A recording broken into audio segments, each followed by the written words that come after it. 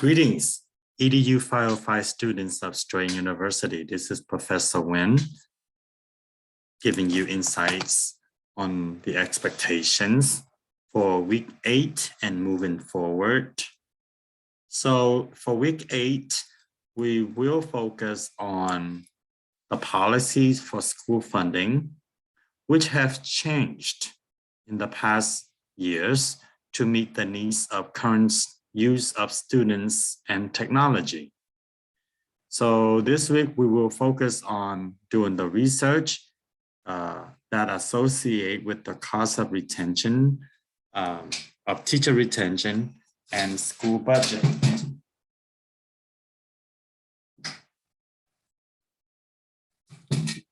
As you see, I'm working at home.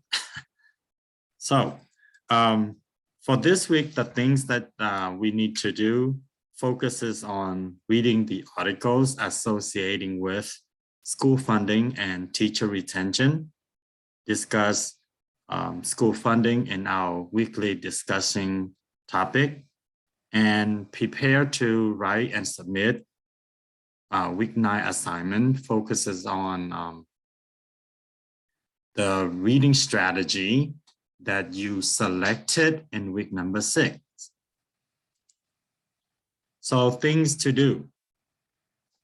Make an effort to read these 2 articles on public school funding and rethinking the way to retain teacher. And not just only teacher and the staff.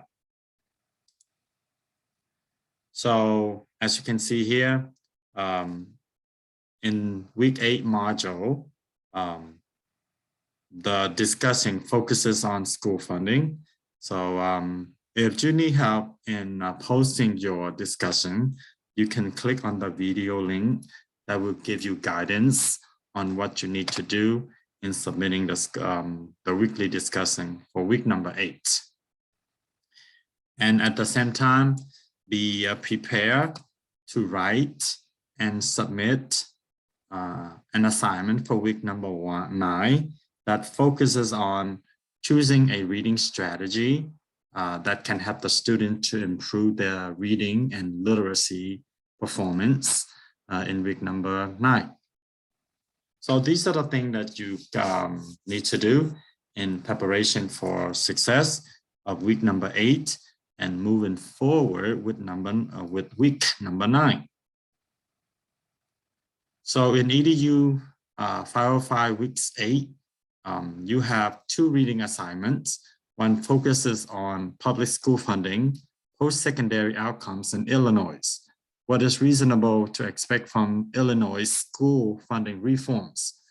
So this was done by Policy Research. Derek Houston written this article in 2018. So what this story is about is that it focused on the relationship between school funding and students' college preparation, post-secondary enrollment, post-secondary degree attainment, adding literature on how money matters in education. The author addresses how past school funding levels amongst Illinois public high school may have associated with students' post-secondary outcomes. So the school used many factors to determine how the district or the state went about to determine how much to pay for each student. Houston said in his article that school funding have remained mostly unchanged. That means from teachers' salary to funding for staff development, the categories of funding have remained unchanged in the past 40 years.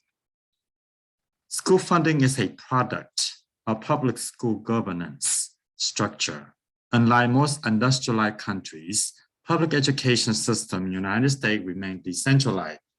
And what does that mean is that local school and school has the authority and the autonomy to make their own decision in terms of how school budget is allocated based on the school needs. A byproduct of decentralization is that all states excluding Hawaii, public school rely on a combination of local property taxes, state education distributions, and small proportions of federal financial support. For Hawaii, the governor has the authority to disperse funds from the state's general fund. Expenditures towards public and elementary education have steadily increased since 1966. This is due to many factors. The cost of living, the cost of inflation, resources, and teacher salary increases also. So there are many factors that contributed to the increase in expenditures per pupil.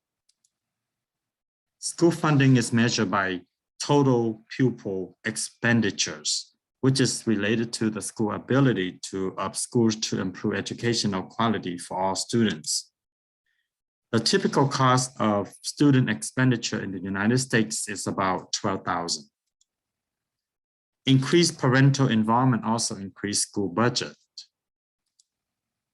Teacher quality as a resources, program for college readiness, curriculum and instruction.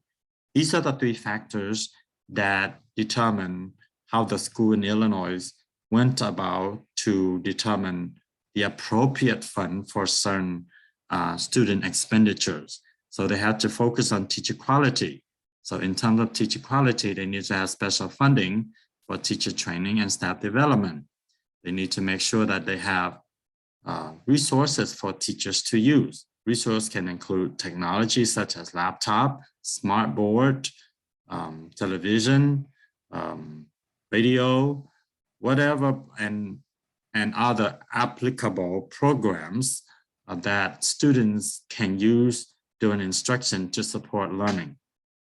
So these are the three basic factors that determine the school's budget. And the second article, focus on rethinking teacher retention in hard to staff school. So with the pandemic, even before, schools have had a hard time in finding quality teachers. So of course we can find many people to be in place as teachers, but to make quality teachers is a different story. So this article addressed the issues of teacher retention through the lens of administrative effectiveness and environment, as well as teachers' intrinsic motivations. So I have worked at several school systems where I also served in the capacity where I support administration in recruiting and maintaining a strong staff and teachers to ensure that we have enough manpower to support instruction. So that experience explore my own eyes in terms of how difficult it is to make sure that the school have enough financial resource to respond to the strategies in retaining and attracting teachers based on the enrollment of the school. There are many factors associating with teacher retention, such as the educational environment, students' behaviors, school district demands, teachers' perspective. Of course, currently I'm teaching at a charter school, which is totally different from other educational environments where I have worked before. So the environment of the school is so important because it can help the teachers to feel how they are perceived at that particular school. So if they don't feel like they are in a good educational environment, then they might leave at the end of the school year. Then it becomes a burden for the administrator to find a new replacement. And in all cases, finding a replacement is more cost than keeping what the school has in terms of teachers' resources, students' behaviors, how the students act in the classroom, and how they act without repercussions, without support from the staff, from the teacher, from the administrators, can be a factor that discourages teachers from continue to stay in that environment. School district demands, teachers' perspective. So all of these factors can contribute to whether or not teachers continue to remain a part of that school staff resources for that particular year. Researchers now focus on exploring administrative roles. So in what way administrators can contribute to whether or not teachers or staff, or teachers and staff continue to remain or have an exodus of leaves at the end of the school year. So in what way the school principals, the curriculum specialists, the assistant principal, the instructional coaches, so how do these administrative roles play a role in retention and attracting new teachers? Teachers leave challenging schools for a myriad of reasons. The research suggests that teachers who leave underperforming school do so because of lack of principal effectiveness, weak administrative structures, student behaviors, uncompromising district practices, and poor compensation rates. Teachers often encounter students' behaviors exhibited through acts of defiance, disruption of the classroom environment, use of inappropriate language and gestures, and engagement in confrontations, show of disrespect and subordination, physical altercations, and even large-scale assault. From my experience, students' behaviors tend to be a factor that have questioned my intention to stay. However, with classroom management, patience, and the educational environment, in addition to parental support, I have used those factors to determine my continuing services with the school. Student district, school district must take certain steps to ensure more teachers are retained. So yeah, with charter school, the administrators at charter school have more leeway in terms of how to retain and attract teachers. But regardless of private, public, or charter school, leadership must have in place strategies that support teachers and staff so they can continue to feel important, to feel valued, to feel empowered, so they can continue to stay and provide services to the students and the community. Institutions must begin to identify strengths, weaknesses, opportunities, threats, and challenges. They could conduct better understanding on how to address the concerns. Using framing model can help school and district to keep teachers in place. Utilizing technology of external assessment can assist educational institutions in become better maintaining teachers in top school. And for example, they can give a survey to see how teachers feel about a particular practices. So those are the steps that the article address in how school administrators can play a role in retention and attracting new talents to the school. So rethinking teacher retention in house to staff school is a necessary step that school district, and other school system must take and should take to address teacher attrition and begin retaining. Because we are in a situation right now where retaining and attracting new talents is extremely difficult. So this article and the articles are insightful ways that we can go about to budget the school in a way that compensate teachers and help teachers to feel more value in terms of their services provided to the school. Then in week number 8, we have a discussion. So the prompt for the discussion focuses on reviewing a budget of an educational institution or a school district from a publicly available data. Ideally, it should be one in your district or a district near you. Discuss how funds were allocated compared to the expenditures of prior budgetary period. In which areas were resources increased versus decreased? What are your thoughts about the budget? Do you feel the resources are adequate and appropriately allocated? How might you allocate resources differently? Support your response. So I provide a sample of my response. You can feel free to respond to my discussion that I posted for you to view.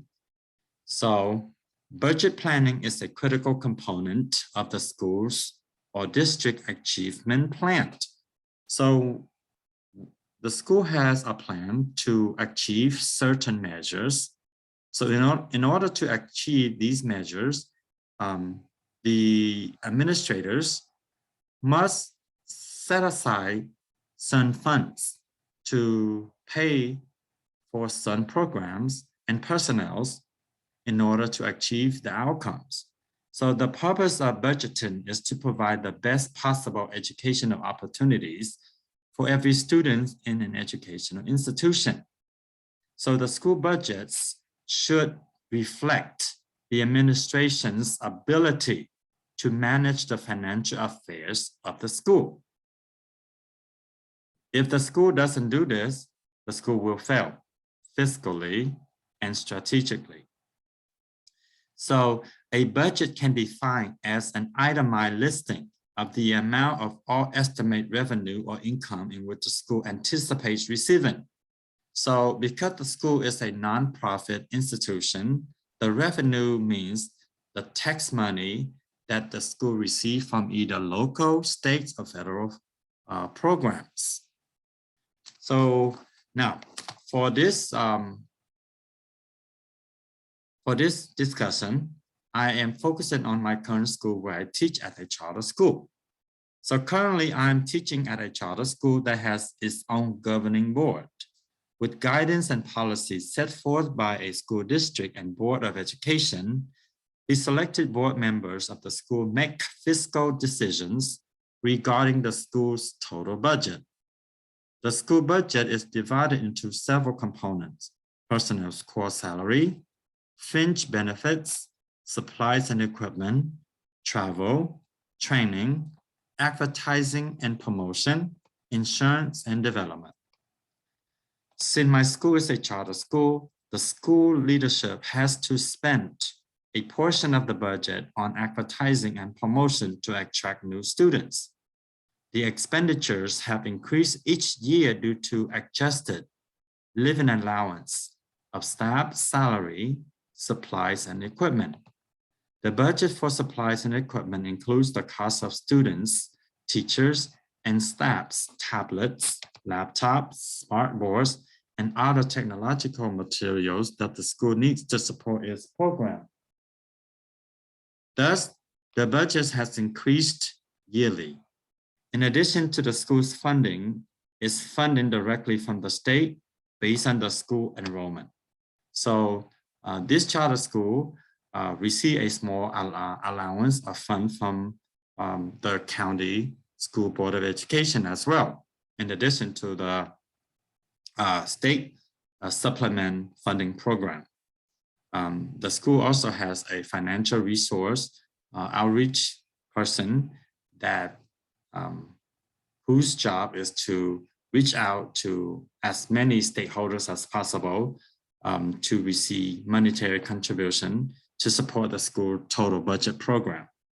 So thus the budgetary spending fluctuates based on the student enrollment and allotted personal resources.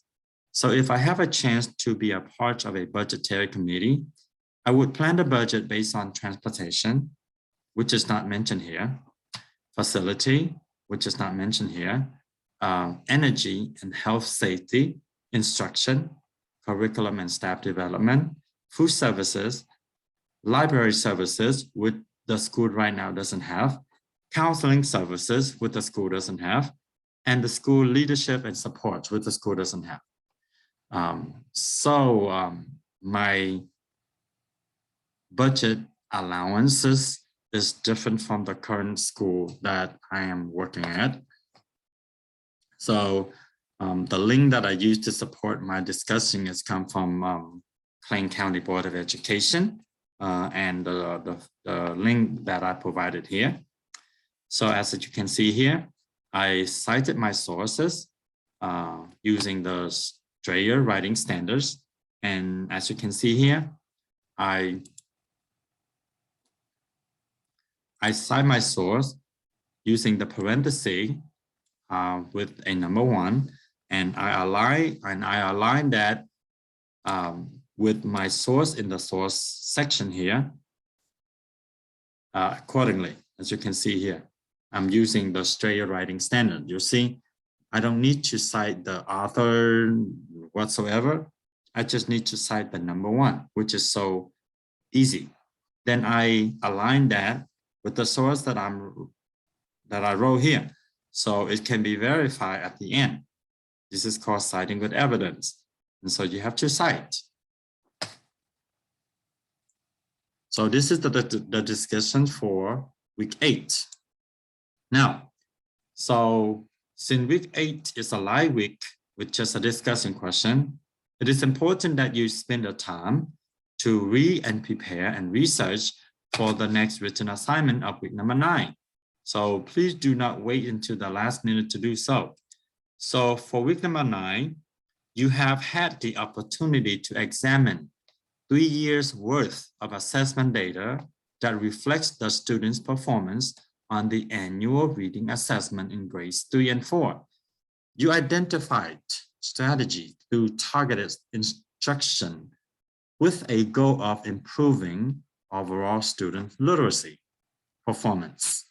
You have presented your plan to your principal, Dr. Smith, parents, and other community stakeholders, and have received their support.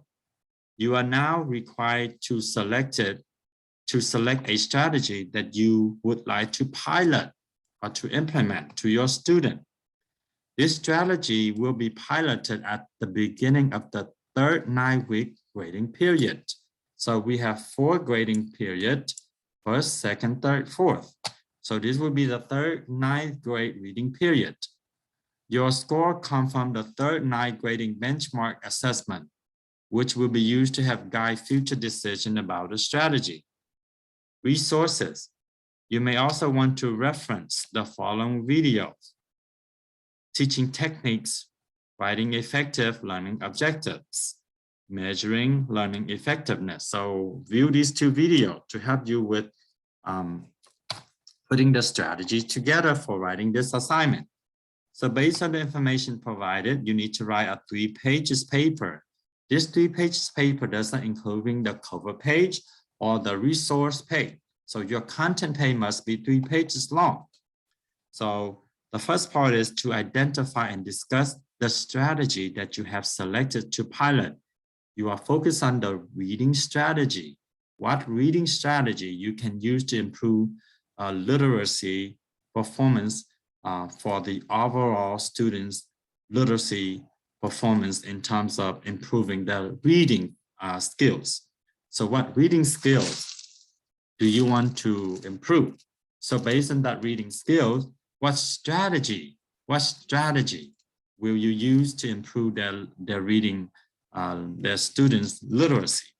So what's reading strategy? You have to provide a strategy. Then based on the strategy, you need to have an activity. What activity you can use with this small group reading? So you have to provide a reading strategy, and then you need to come up with an activity for a small group instruction based on the strategy that you provide.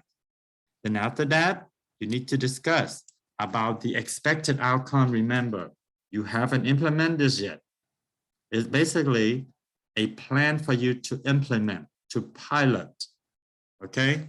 So you can have roughly 2 paragraphs for each page. So that way you can have a total of 6 paragraphs with 3 pages long. So again, you need to have, the first thing you need to have is you need to have a reading strategy. You need to focus on a reading strategy. Then for number 2, you need to make sure that you need to have an activity that you can use with the reading strategy. Okay, then what is the expected learning outcome that you want to have? Are you going to improve the students in the small group who in the lower tier and improve them to maybe 20% of performance to the next tier or whatsoever? So you need to make sure that you discuss this. Okay? So again, this research paper includes 3 pages long. The first page, the first part you need to include is the reading strategy. The second part of the content is on the activity based on the reading strategy. And the third part of the content is the expected outcome.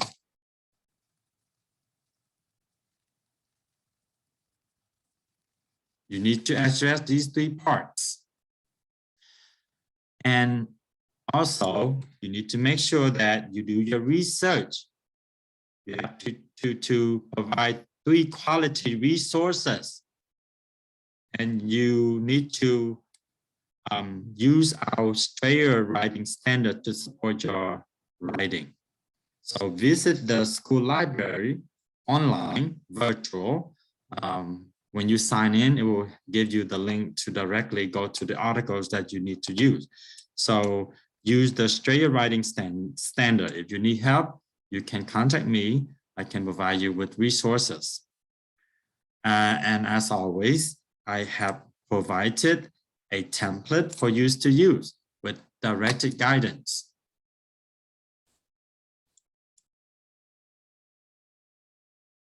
So as you can see here, this is a sample. This is a sample paper that I expect for you to have. Of course, you need to have a cover page. Make sure you change your name. All right. Now, then you need to make sure, because this is a research paper, it is important that you include the introduction. The introduction sets the stage for writing. So it can be a paragraph or 2. So if you start a paragraph here, all right, then you need to start your content here, then move forward to the next page. So you need to have a paragraph. So your paragraph needs to have at least 5 statements or more. The first statement needs to address, you need to have a hook sentence that address what you are going to do to stimulate the reader's attention. Then you need to discuss 3 content that you are going to write. And then you end your introduction with your thesis statement to summarize the overall intention of your writing. Then you move on discussing the strategy for writing. Remember, you have to find each strategy and you need to cite. You need to discuss how effective this strategy will be. Go back to week 6 assignment on the reading strategies that you selected and then talk about it. Then you need to focus on an activity that you can use with the strategy for small group learning. Okay, so what activity is appropriate for small group learning based on the reading strategy? What activity you are going to do? And then you need to discuss what is your expected outcome for each student for the in the small group learning. All right, so remember, this is a research paper you have to cite. And then you go on, as you are citing, you have to list your cite. If you're using the Strayer writing standard, you list your source numerically in order from 1, 2, 3, 4, 5, and then you need to flush them evenly. Do not skip spaces between.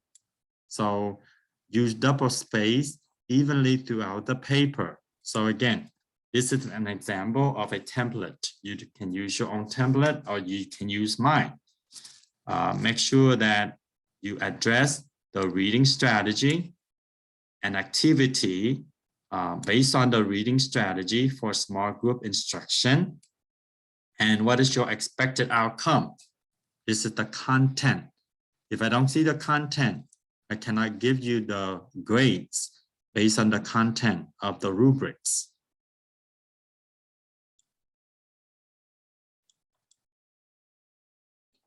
So again, as you can see here, this is the instruction. Identify, this is the instruction that you have to use. So you have to identify and discuss the strategy that you have selected to pilot.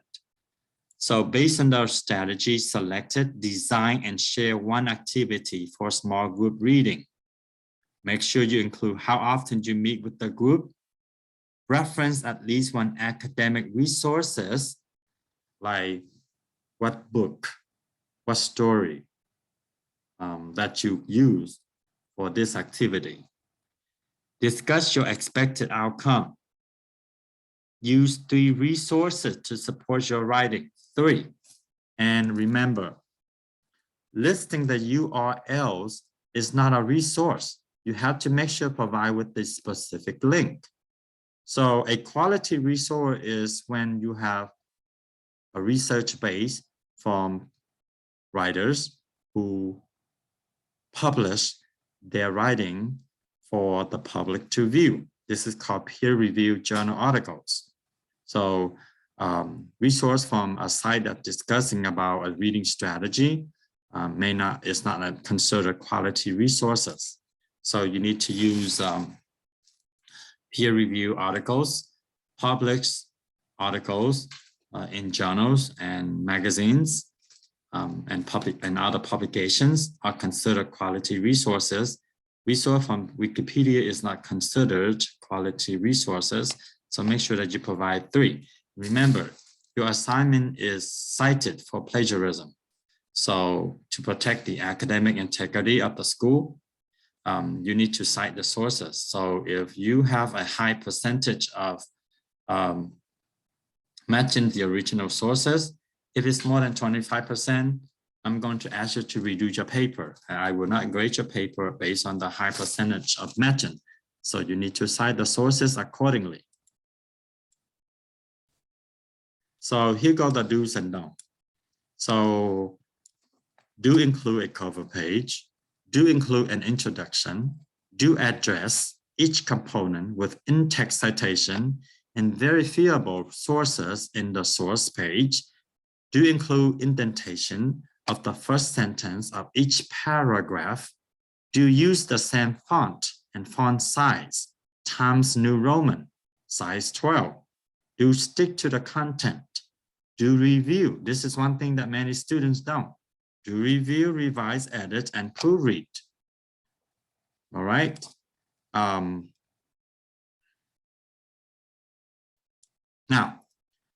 don't copy and paste. Don't copy and paste. Don't forget to cite with evidences and sources in the source page. Don't include 2 or 3 sentences as one paragraph. Don't use your previously submitted assignment without citing yourself. That is called self-plagiarism. Don't forget to proofread, revise, edit, and review before submitting. Don't wait until the last minute to do this assignment. So by all means, if you need help, please contact Dr. Nguyen via telephone, text, or email, or through the portal that we are using with Blackboard and iCanvas. So you have all means of instructional support. If you need additional support, come to Zoom live session on every Friday at 7 and 7:30 to get support from me if you need specific instruction on what you need to do for your weekly tasks so you can be successful at the end of week 11 of this quarter. So this is Dr. Nguyen. Have a great time, great day.